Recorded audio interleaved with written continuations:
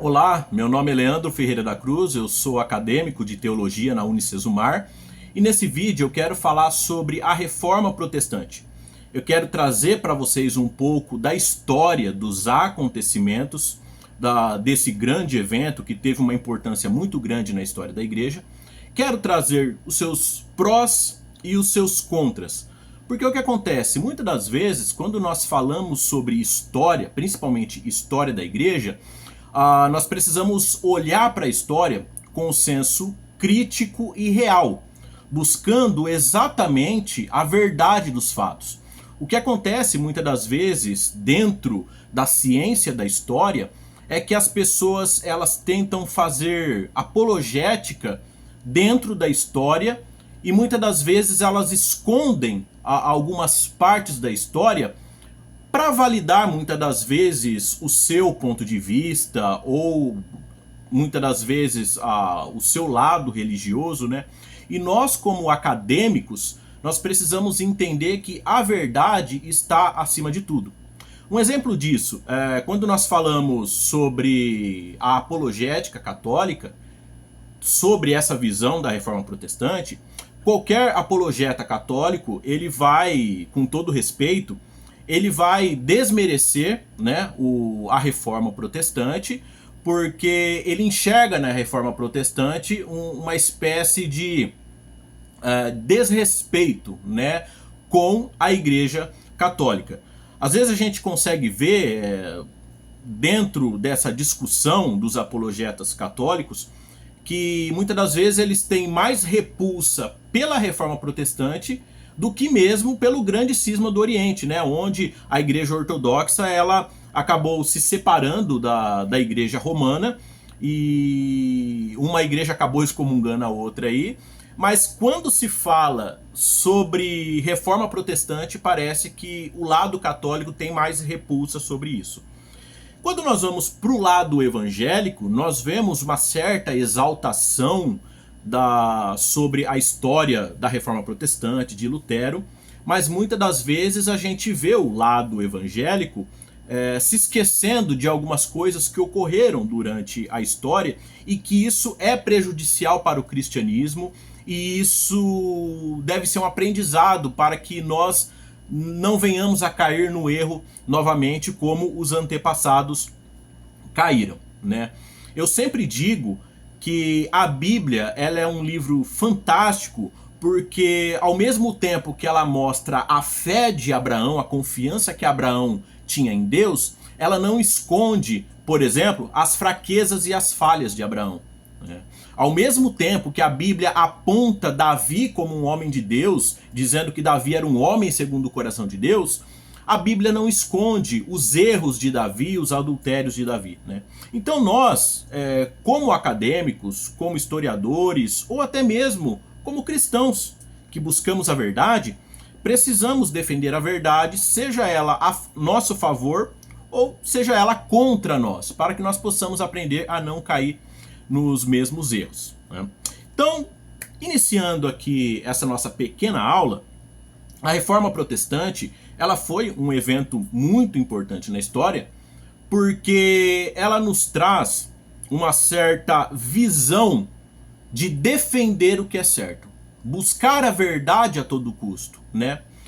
E combater as heresias que muitas das vezes têm tentado invadir a Igreja de Cristo, tentando deformar o Evangelho de Cristo, né? Então isso é algo muito bom que a Reforma Protestante nos trouxe, porque hoje ela nos deu a autonomia de podermos ter a Bíblia Sagrada, podemos estudar a Bíblia Sagrada, que infelizmente não é assim uma cultura comum dentro de cristãos e até mesmo evangélicos, né? Mas graças a Deus que nós estamos estudando a Bíblia Sagrada. E é graças a esse movimento que hoje nós podemos ter a autonomia de podermos defender a palavra de Deus com unhas e dentes, né? Que foi o conselho que Paulo deu a Timóteo, né? Pregue, insta, pregando a verdade, pregando, exortando com amor, mas de forma firme, né? Então a Reforma Protestante ela nos trouxe essa ideia. E É muito comum, todo dia 31 de outubro, a gente vê na internet aquela enxurrada de postagens, né? Todo mundo louvando o dia 31 de outubro por causa da Reforma Protestante, né? Falando sobre Lutero. Então é uma história muito conhecida. Então eu quero trazer alguns dados para vocês sobre a história. E muitas das vezes aqueles dados da história que não é trazido, então nessa aula eu quero trazer para vocês, né? Então, já é sabido que Lutero, né, no dia 31 de outubro de 1517, onde se iniciou, né, essa faísca da defesa pela palavra de Deus, Lutero ele escreve, né, as suas 95 teses. E uma informação importante, depois eu quero até deixar aqui na descrição do vídeo algumas fontes para que vocês pesquisem, porque sempre quando se fala sobre a história da Reforma Protestante, há dados muitas das vezes que são compartilhados, que muitas das vezes não tem provas históricas, né? E muitas das vezes a gente repete aquilo como verdade, mas a gente não sabe se é verdade. Por exemplo, o fato de que Lutero ele pregou as suas 95 teses na porta ali da igreja do castelo de Wittenberg, né? Esse é um dado que é muito ensinado para as pessoas dentro das igrejas, até mesmo dentro do acadêmico, mas que nós não temos prova histórica, relato histórico confiável de que as 95 teses elas foram realmente pregadas na porta do castelo de Wittenberg. A gente não tem esse dado. O dado histórico que a gente tem é que as 95 teses foi escrita por Lutero e foi enviado para dois superiores, né? No caso de Jerônimo Schultz, né, de Brandesburgo, e Alberto de Magdeburgo, né, que eram dois bispos acima de Lutero ali. Então Lutero ele escreve as suas 95 teses e envia para esses dois superiores, tá? E é daí então que se inicia esse estupim. Por quê? Uma parte da igreja, né, se ofendeu com as 95 teses de Lutero, né?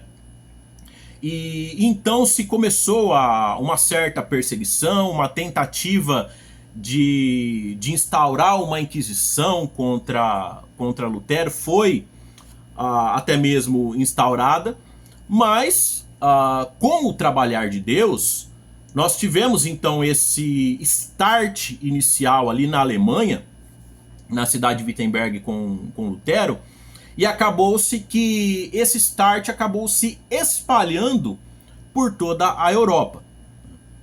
Por um lado, isso é muito bom porque isso levou as pessoas o interesse de buscar pela verdade, né?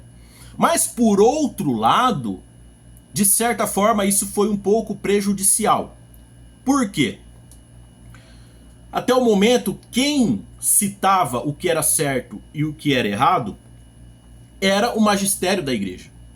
Agora não. Agora qualquer pessoa que tinha acesso a uma Bíblia Sagrada, ao conhecimento teológico, ela então fazia agora a sua própria interpretação da Bíblia.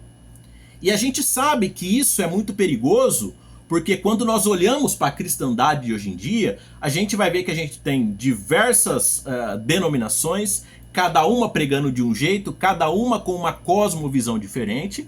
E aqui eu não estou criticando igreja A, B ou C, mas a gente sabe que se uma determinada ideia que a Bíblia nos traz, se tem 3, 4 interpretações, a gente sabe que a maioria delas, ou talvez todas elas, é errada. E se é errada e ela é pregada de forma errada, pode-se dizer então que é considerado uma heresia, né? Então isso acabou, nesse contexto, acabou sendo prejudicial para a igreja, né? E uma prova disso é que nós temos então agora, nesse start da Reforma Protestante, nós vamos ter então na Alemanha com o luteranismo, a gente vai ter na Suíça então com o calvinismo, nós vamos ter então na Inglaterra ali com a igreja anglicana, né? e cada uma dentro da sua esfera e cada uma com a sua interpretação diferente da história, né, do contexto bíblico ali das suas doutrinas, né. Se a gente olhar, por exemplo, a interpretação luterana, ela vai ter uma certa interpretação das doutrinas básicas de Cristo, se a gente for olhar no calvinismo ou até mesmo no anglicanismo, e depois, com o passar da história, o movimento protestante ali se dividindo em diversas linhas teológicas, né, nós vamos ver que, de certa forma, ao mesmo tempo que a reforma protestante ela nos trouxe essa liberdade de podermos estudar a Bíblia Sagrada, de podermos combater as heresias e buscar a verdade do Evangelho, ela também nos deixou um pouco frágeis nessa questão, porque agora qualquer pessoa que tenha um certo conhecimento teológico, tenha uma boa retórica, então agora ela se considera um doutor em Bíblia, ela abre a sua própria igreja e ela muitas das vezes pode até criar a sua própria religião, né? O seu próprio braço distinto ali do cristianismo. Então a reforma protestante, ela tem a sua importância na história. E o que eu quero trazer para vocês aqui é que nós precisamos olhar para a história da reforma protestante e aprender que o start inicial da reforma protestante é aquilo que nós devemos defender com unhas e dentes, não é verdade? Se a gente pegar, por exemplo, os 5 pilares, né, da reforma protestante, que é ensinado muitas das vezes que foi criado por Lutero, mas que não foi, que é sola gratia, solus Christus, né? Esses 5 solas que nós temos hoje, que todo mundo conhece, ele foi desenvolvido com o passar da história. Muita gente acha que a reforma protestante ela foi uma receita de bolo onde misturou-se os ingredientes ali e o bolo saiu pronto. Não, a reforma protestante, o protestantismo como nós conhecemos hoje, ele foi se mutando, né? Com o passar da história, ele foi se desenvolvendo e foi mudando ao longo da história, né? Se a gente pegar, por exemplo, quando se fala em Martinho Lutero, a gente ouve-se muito, por exemplo, que Lutero ele criou as 95 teses porque ele era contra as indulgências, né? E isso é uma mentira, isso não é verdade. Lutero ele não era contra as indulgências, né? Se a gente pegar as 95 teses, por exemplo, nós vamos ver que diversas teses aqui de Lutero, Lutero ele vai a favor das indulgências. O que Lutero ele batia na tecla é que essas indulgências elas não deveriam ser obrigatórias, né? Mas ele não era contra, né? Muita gente acha que Lutero ele era um protestante e que tudo que nós acreditamos dentro do protestantismo hoje era o mesmo que Lutero acreditava. E a gente sabe que não era. Lutero ele era um católico e ele era um bom católico, né? Por exemplo, Lutero ele acreditava no purgatório. Se a gente pegar, por exemplo, a tese 29 escrita por Lutero, Lutero vai dizer o seguinte, ó. Abre aspas. E quem é que sabe se todas as almas no purgatório querem ser resgatadas? Dizem que este não foi o caso de São Severino e São Pascoal, né? E aqui Lutero está defendendo o seguinte: muita gente fica comprando indulgências para livrar os seus entes queridos, né, lá do purgatório, mas você sabe se eles querem sair do purgatório? No caso de São Severino e São Pascoal, eles não queriam, eles queriam pagar ali pelos seus pecados, né? Então, Lutero, ele era um homem que ele acreditava no purgatório, coisa que o protestante hoje ele não acredita, né? Se a gente pegar, por exemplo, a tese 47, Lutero fala, abre aspas, deve-se ensinar aos cristãos que a compra de indulgências é livre e não constitui obrigação. Então veja que Lutero ele não era contra a pessoa comprar indulgência. Ele era contra a obrigação.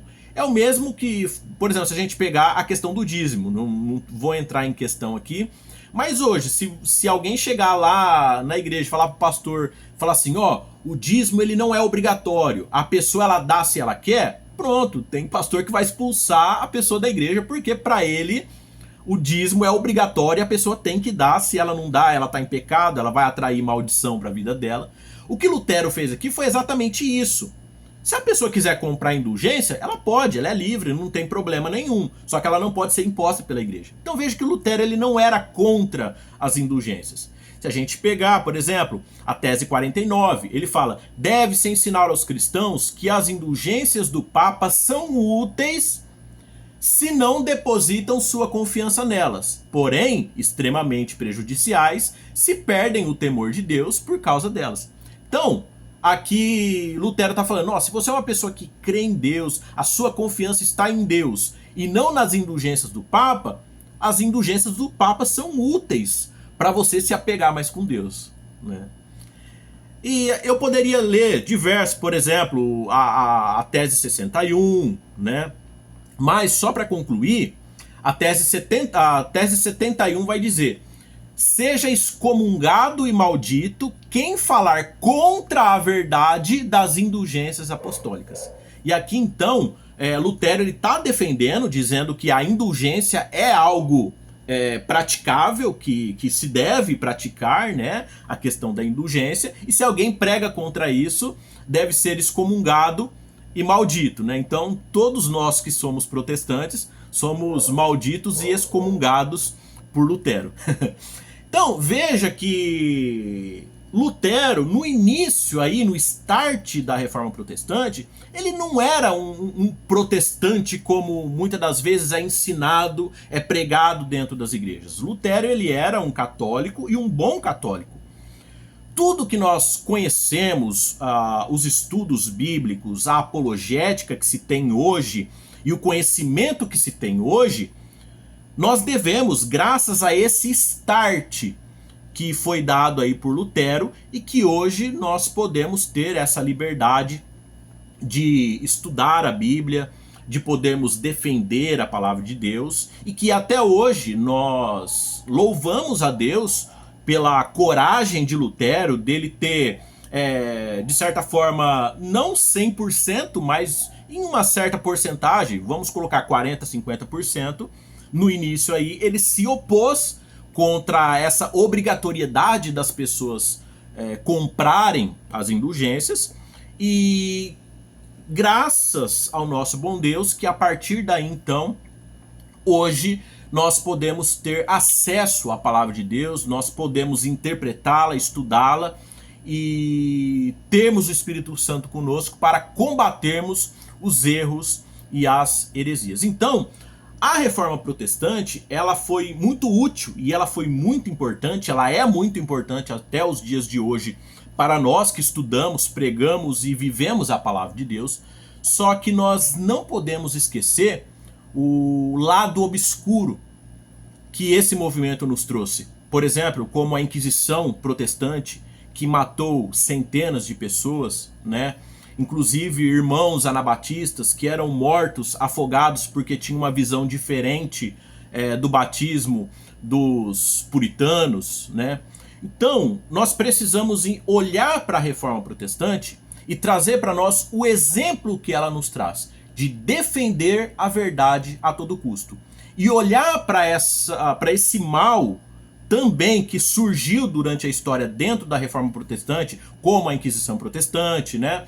E tudo mais, que esse tipo de coisa a igreja não pode participar. Se os apóstolos que pregaram o amor, que pregaram entregar a sua própria vida por amor a Cristo, eles jamais aceitariam defensores da palavra de Deus matando outras pessoas em nome de Deus. E a reflexão que eu quero trazer para vocês aqui é a seguinte: se a gente olhar para a igreja evangélica de hoje, será que valeu a pena o sacrifício e o sofrimento de Lutero para iniciar a Reforma Protestante? Antigamente as pessoas eram obrigadas a comprar as indulgências. Hoje as pessoas são obrigadas a sustentar, né, cúpulas religiosas com seus dízimos e ofertas. Lutero ele lutou para que as pessoas pudessem ter a Bíblia Sagrada interpretada, traduzida na sua própria língua para que as pessoas pudessem ler. E infelizmente as pessoas dentro da igreja hoje, com 10, 15, 20 anos de evangelho, se você perguntar para elas algo básico da doutrina cristã, elas não sabem responder, ou muito pior, nunca leram a Bíblia pelo menos uma vez na vida. Então a reflexão que eu quero trazer para vocês dentro desses dados, e quero que vocês façam uma reflexão, valeu a pena a Reforma Protestante? Se valeu, vamos nos valer desses valores, vamos estudar a palavra de Deus e defender a palavra de Deus. Se nós estamos no Evangelho hoje e nós estivermos vendo as cúpulas religiosas das igrejas hoje distorcendo o Evangelho de Cristo, comercializando o Evangelho de Cristo, transformando o Evangelho de Cristo em um meio de vida, vamos ter a coragem de Lutero e vamos bater de frente com essa liderança, com esses falsos profetas, para que o Evangelho de Cristo possa ser propagado sem mácula, sem mancha e sem escândalo. Que Deus abençoe a todos e até a próxima.